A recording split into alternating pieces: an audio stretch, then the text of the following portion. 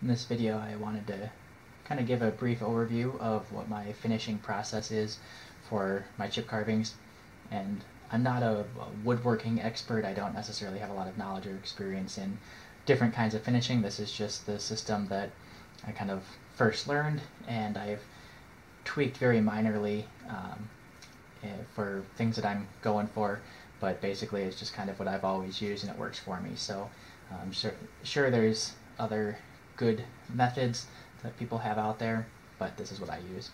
So here's all the kind of finishing related products that I use. And so the first step is using erasers, either kind of plastic standard eraser if I have pencil marks, or the sand eraser if I used a toner-based printout on the computer to apply the pattern. So once I'm done carving, the first step is to erase any remaining pattern lines that are still visible.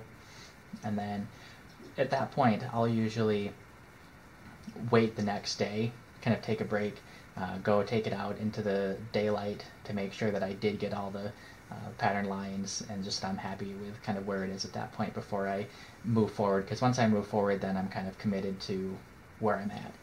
So then the first actual finishing step is using this sanding sealer, which kind of has two aspects for me, one of which is potentially giving a more even coloration and absorption of the stain in the basswood, so it kind of just looks better potentially with that. But the other thing, even if I'm not using a stain or using a very light stain, that it probably won't matter. I like that the SealCoat here gets into the wood fibers and hardens, and it makes the wood harder. So basswood's obviously a pretty soft wood. It's easy to damage if you drop it or ding it. And the SealCoat, once it dries in there, it really gives it a nice hard kind of finish and texture to it, so it's less likely to be damaged, and it feels kind of more robust in the hand. So I like to make sure I use that, and sometimes too, because of the way it kind of solidifies and firms up the wood fibers, if I have any tweaks in weak or damaged areas, then sometimes I might go back after applying the sanding sealer to make those small adjustments. Then the sanding sealer tends to raise the grain and make the wood a bit rougher. Even if I sand it smooth before the sanding sealer, it kind of gets rough after that dries. So then I go back and use sandpaper. And for pretty much all of my work, I only use 220 sandpaper. I find that that gets perfectly smooth enough. I've never had any issues with that to really seek any different processing, different grit, or using different grits different times.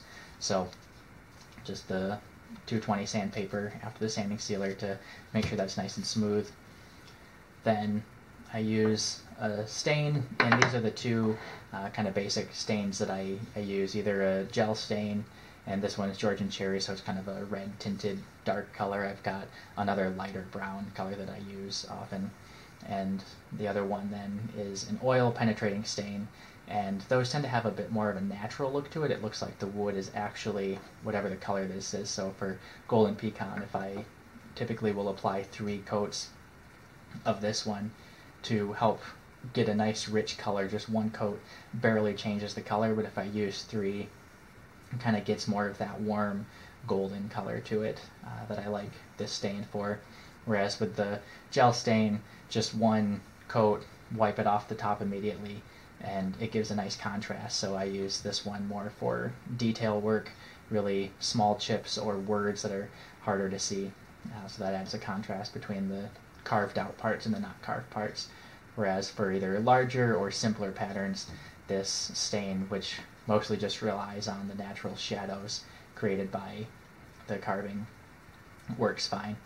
So the sanding sealer, I'll wait maybe a day or two for it to dry before applying the stains, and then staining, depends on the weather. If it's really warm and dry, it might only take a day or a day and a half for it to dry. If it's kind of humid or if it's cold out, then it takes a bit longer for these stains to dry.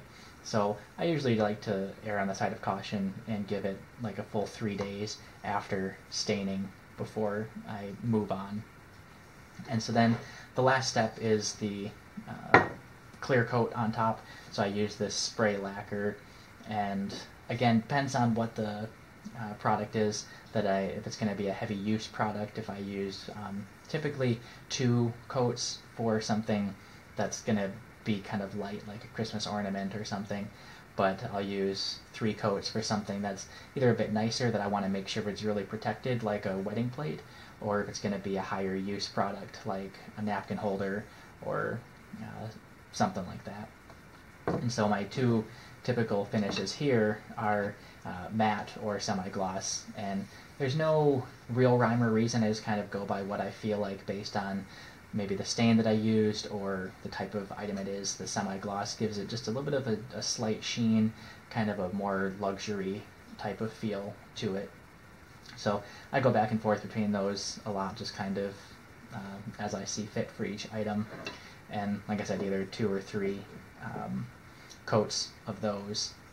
And for other items that are more need a more robust finish, I've got these.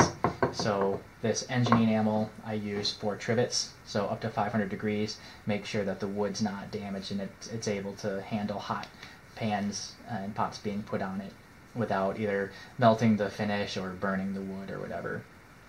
And then the marine varnish here is for outdoor things. So I've made address signs or camper signs that people put outside their RV when they're camping, and that'll help keep it UV protected, waterproof. It's just more durable finish than just the spray lacquer. So this is good for outdoor. This is good for high heat uses.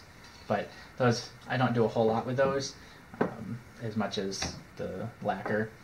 And then last kind of finishing touch after the lacquer is I'll go back to the sandpaper, but instead of using the grit sandy side, I actually flip it over and use just kind of the paper side to really give it a nice, very smooth, soft kind of feel to it, to even out any either bumps or imperfections in the lacquer finish. So altogether, that process usually takes me about a week from the time I finish a carving to the time that I'm able to have it done and either ready for sale or deliver or whatever, between all of those products.